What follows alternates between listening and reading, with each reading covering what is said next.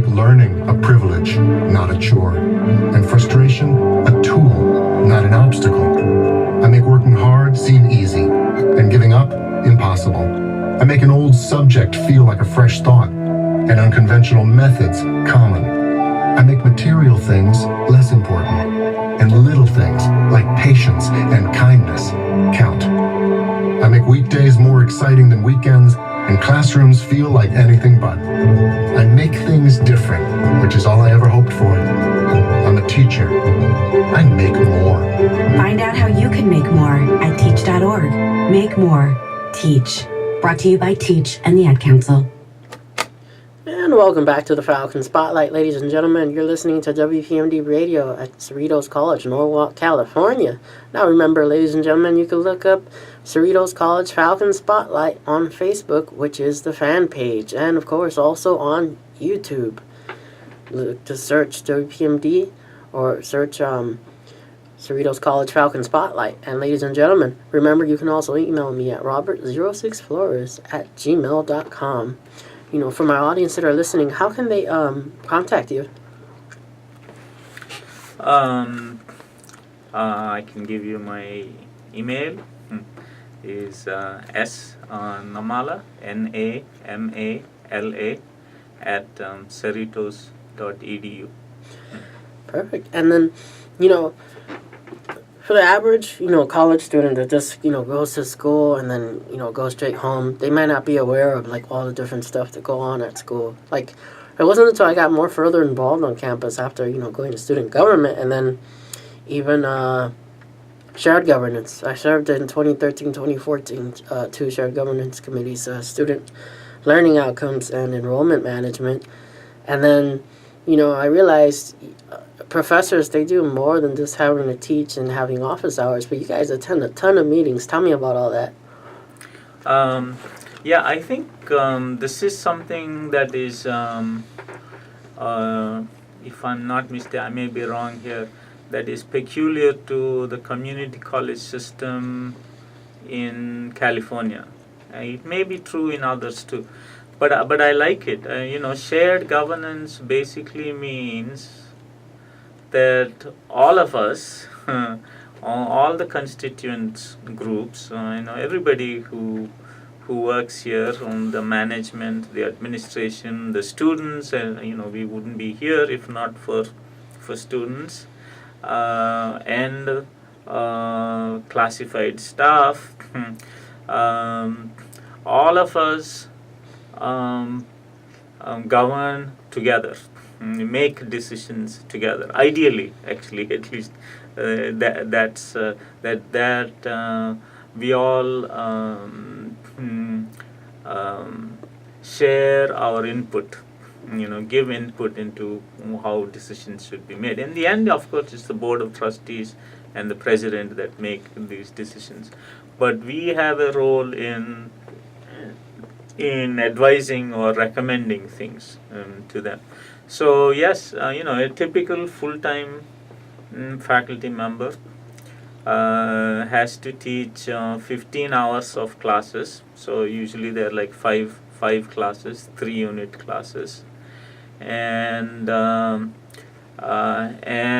has to spend roughly 2 hours a week in these shared governance meetings like enrollment management, student life, or planning and budget committee. There are many committees that they can participate in, or clubs, advising, serving as advisors on student clubs. Then they also are involved in hiring, hiring part-time faculty or hiring full-time faculty. 3 hours of office hours, and many times they do more than 3 hours of office hours.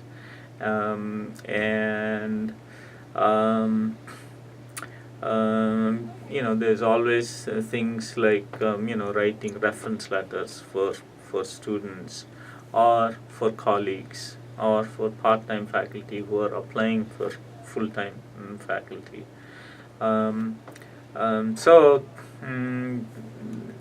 there are lots of things to do beyond just teaching. Yeah, you're right. And it's the same, part-time faculty, I have to say, they too do all of this. Plus, they move from one campus to another campus because they don't have stable employment at a particular campus. And actually their life is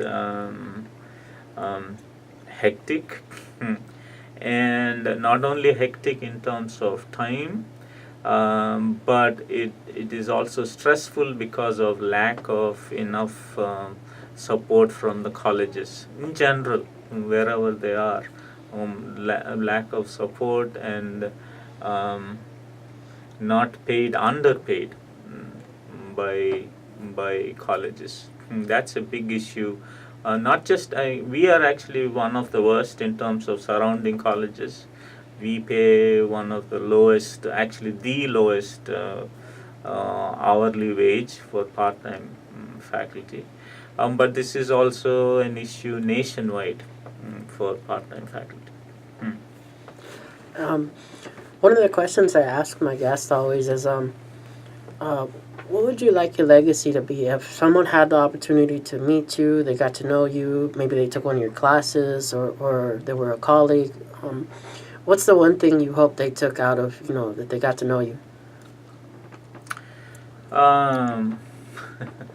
What's the one thing?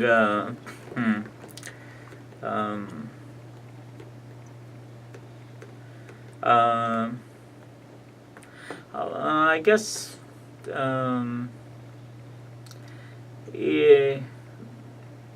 I would like them. I hope through my friendship, through our friendship, and through my teaching in the class, that they have a commitment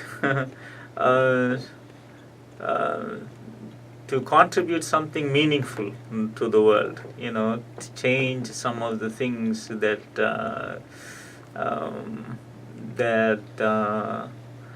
are preventing each of us to live our lives more fully. We actually live pretty full lives, but there are many others, including many of our own students, who cannot lead a full life because of economic difficulties or racial problems or many other lack of access to proper health care. I also know some students who are struggling to make ends meet, who are hungry actually. Those are things that, we are a nation, one of the wealthiest nations in the world. I was just reading the Wall Street Journal today, and they had a list of the top 10 hedge fund managers' compensation last year was just 10 people.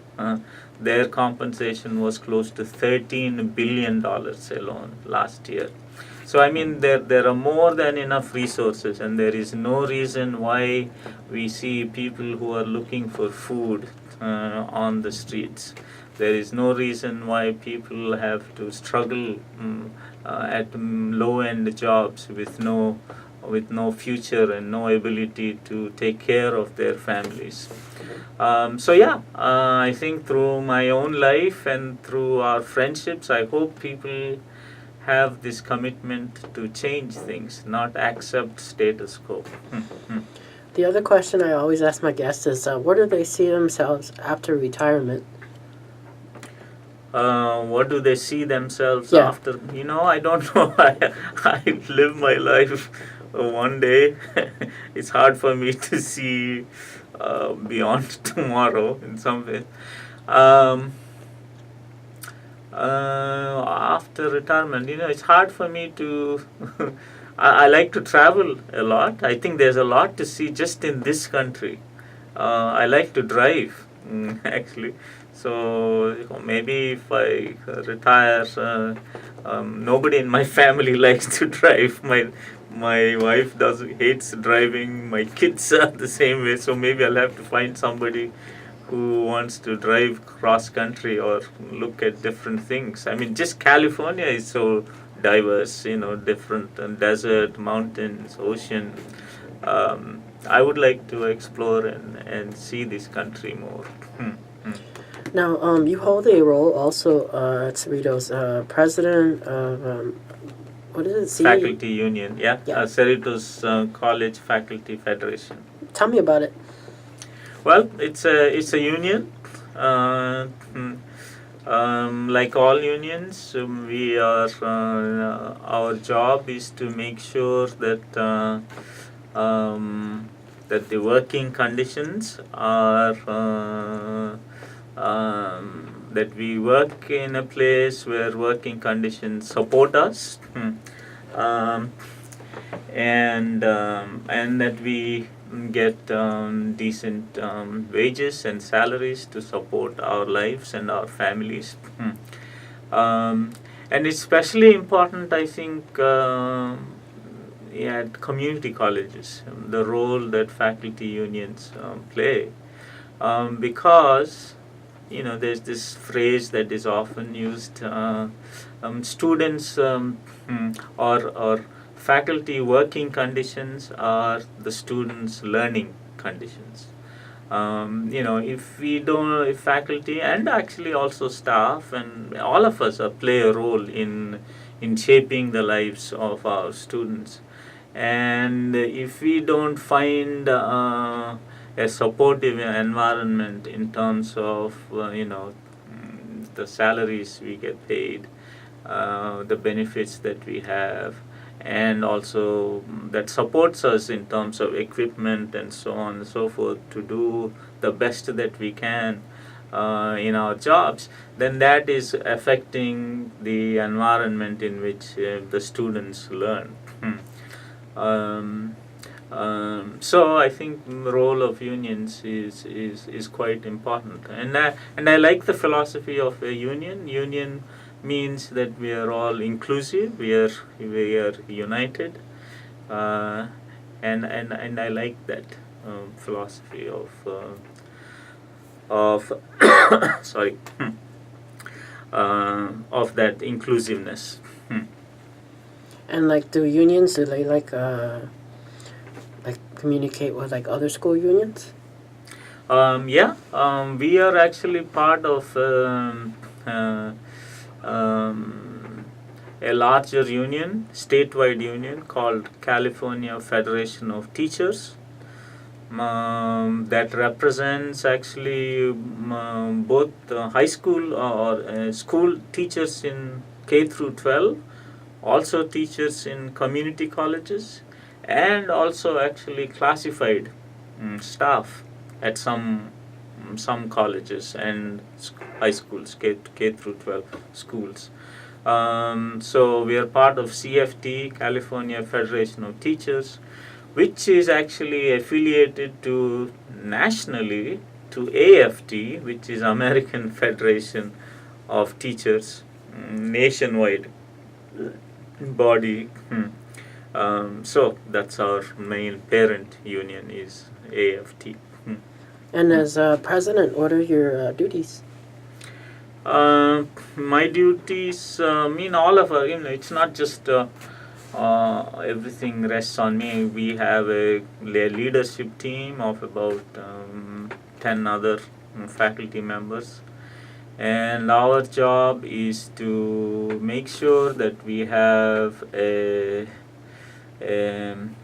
sound contract. Contract is actually an agreement between the administration, which we call the district, and the faculty, that says, okay, these are the rules and regulations for the jobs that we do. This is the compensation we get for the jobs. These are the benefits, and if these are the rules. If something goes wrong, this is how faculty will be disciplined. This is the procedure. So a contract is like an agreement between the administration, and the faculty on our working conditions.